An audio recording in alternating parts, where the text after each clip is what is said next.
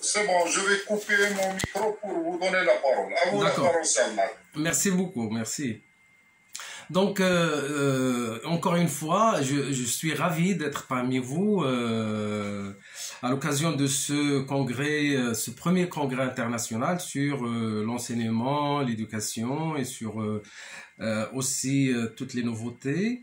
Je remercie également les organisateurs, le groupe de Youssef Medhi et tous les partenaires.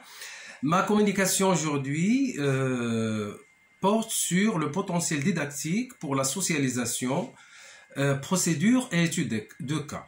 Donc, dans ma présentation, je vais essayer simultanément de présenter la procédure que j'ai poursuivie dans cette étude pour décliner un contenu socialement référencé vers un contenu d'enseignement en classe de langue. Et donc, pourquoi le choix justement de cette étude? Eh bien parce que la question du choix des contenus d'enseignement est une des préoccupations majeures de tout enseignant soucieux des besoins et des attentes des apprenants. Ainsi, il est désormais question de transformer des savoirs savants accrédités par la communauté universitaire et qui proviennent de la recherche en vue de les adapter aux conditions spécifiques de l'école et donc de la classe.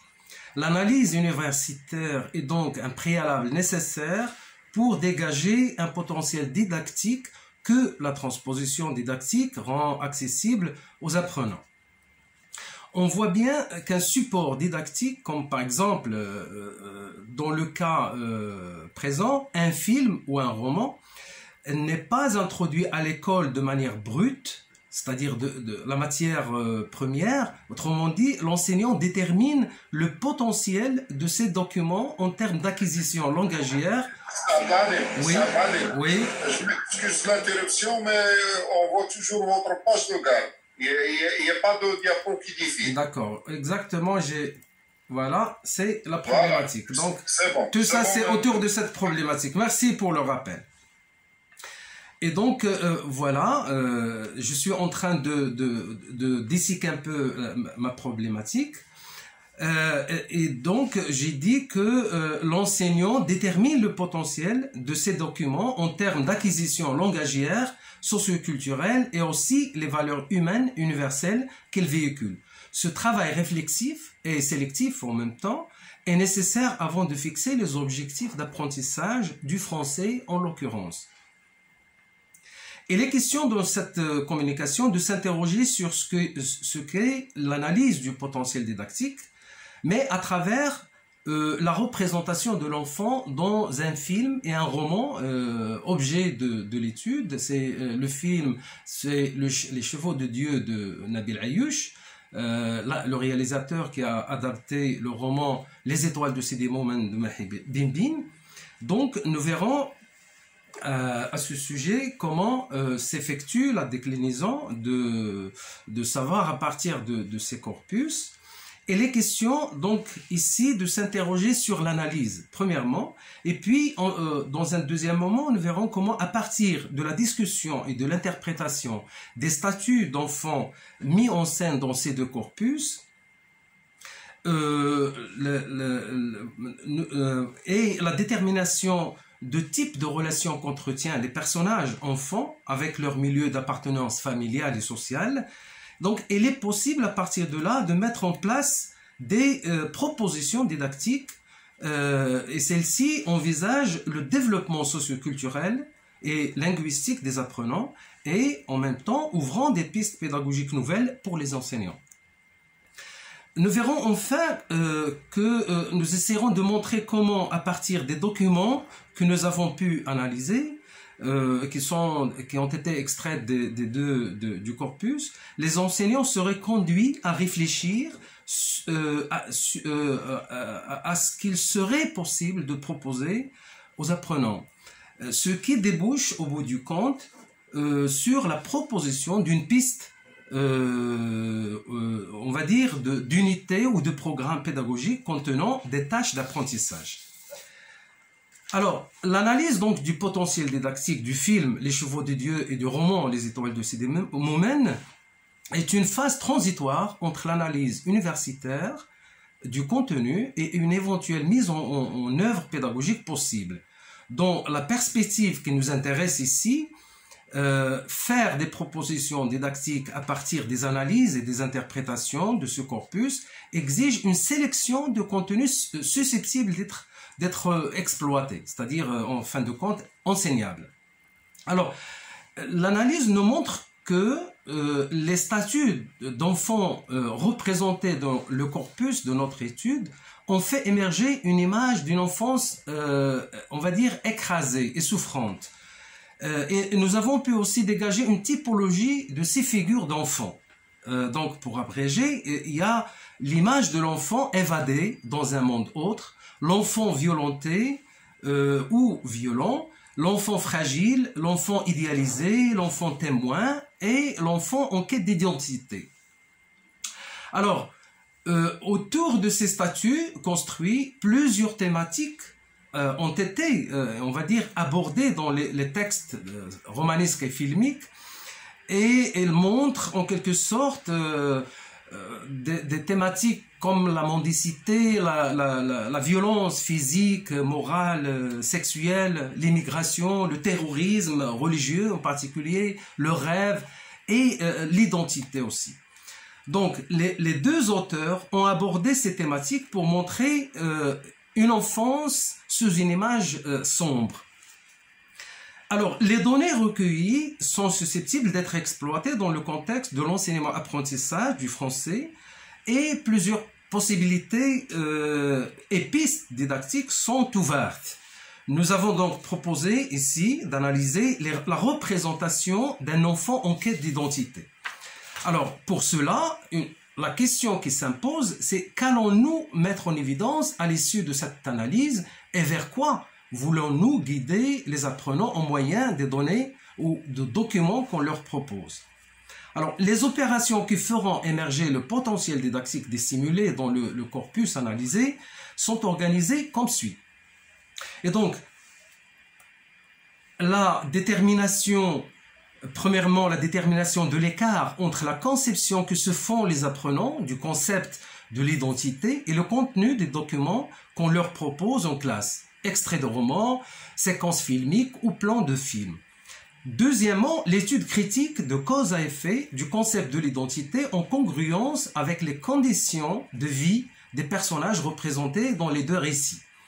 Et enfin, le choix des supports textuels et visuels susceptibles de développer différentes compétences langagières telles la réception et la production de l'oral et de l'écrit, et aussi le développement de l'interaction et aussi le développement personnel des apprenants sur le plan de sentiment d'appartenance sociale et de patriotisme, connaissance et respect des valeurs civiques et universelles.